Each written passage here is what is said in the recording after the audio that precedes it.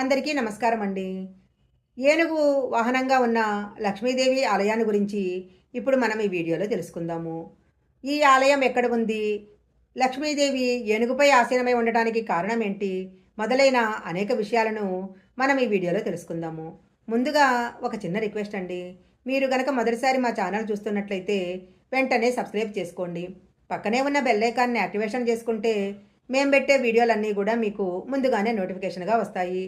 ఇక లేట్ చేయకుండా గజలక్ష్మి ఆలయాన్ని గురించి తెలుసుకుందాము. దేశంలోని చాలా పురాతనమైన దేవాలయాలు ఉజ్జయినిలో ఉన్నాయి. ఉజ్జయినిలో మహాకాళేశ్వర ఆలయంతో పాటు గజలక్ష్మీదేవి ఆలయం కూడా ఉన్నదన్న విషయము చాలా కొద్ది మందికి మాత్రమే తెలుసు.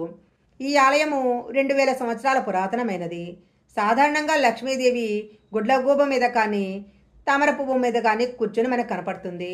కానీ ఈ ఆలయంలో లక్ష్మీదేవి ఏనుగు వాహనం పైన ఆసీనురాలై ఉంటుంది. అందువల్లనే ఈ ఆలయాన్ని గజలక్ష్మీదేవి ఆలయం అంటారు. లక్ష్మీదేవిని సంపదకు ఆదిదేవతగా చెప్తూ ఉంటారు. సంపద కావాలి అనుకున్న వారు లక్ష్మీదేవిని పూజిస్తూ ఉంటారు. లక్ష్మీదేవిని పూజించినట్లయితే జీవితంలో ఏర్పడిన కష్టాలన్నీ తొలగిపోతాయని, ఐశ్వర్యం కలుగుతుందని నమ్ముతుంటారు. దేశవ్యాప్తంగా ఎన్నో లక్ష్మీదేవి ఆలయాలు ఉన్నాయి. కొన్ని ప్రత్యేకమైన కారణాల వల్ల కొన్ని ఆలయాలు చాలా ఆకర్షణీయంగా ఉంటాయి. అలాంటి దేవాలయమే మధ్యప్రదేశ్లో ఉంది.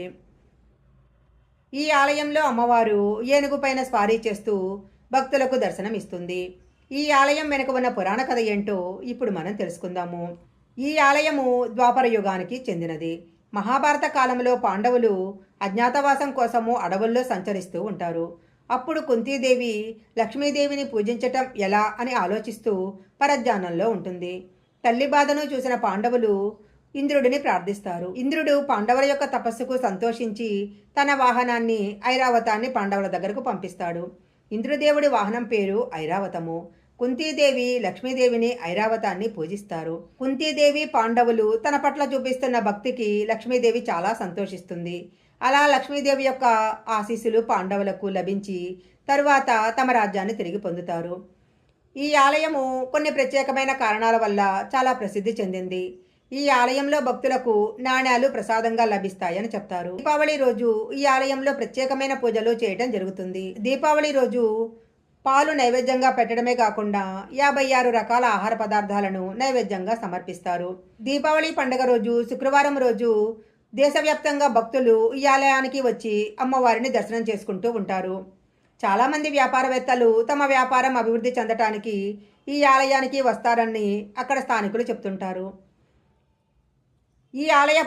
ఈ ఆలయంలోనే అరుదైన విష్ణుమూర్తి విగ్రహం కూడా ఉంది. ఈ విగ్రహంలో ఆయన దశావతార రూపంలో కనిపిస్తారు. ఇలాంటి విష్ణుమూర్తి విగ్రహము దేశంలో ఇంకెక్కడా కూడా కనిపించదు. ఈ విగ్రహము నలుపు రంగులో ఉంటుంది. ఈ విగ్రహం కూడా 2000 సంవత్సరం నాటిదని చరిత్రక ఆధారాల వలన తెలుస్తుంది. ఉజ్జయినికి వచ్చిన వారు ఒక్కసారైనా ఈ ఆలయాన్ని తప్పకుండా దర్శించుకుంటారు. ఆర్థిక ఇబ్బందులతో బాధపడేవారు ఈ ఆలయాన్ని కనుక దర్శించుకున్నట్లయితే లక్ష్మీదేవి యొక్క అనుగ్రహము తప్పకుండా కలుగుతుంది. ఈ వీడియో కనుక మీకు నచ్చినట్లయితే లైక్ చేయండి, షేర్ చేయండి. ఇలాంటి మరిన్ని వీడియోల కోసం మా ఛానల్ సబ్స్క్రైబ్ చేసుకోండి. పక్కనే ఉన్న బెల్ ఐకాన్ని యాక్టివేషన్ చేసుకుంటే మేము పెట్టే వీడియోలన్నీ కూడా మీకు ముందుగానే నోటిఫికేషన్గా వస్తాయి. మరొక మంచి వీడియోతో మళ్ళీ కలుసుకుందాం.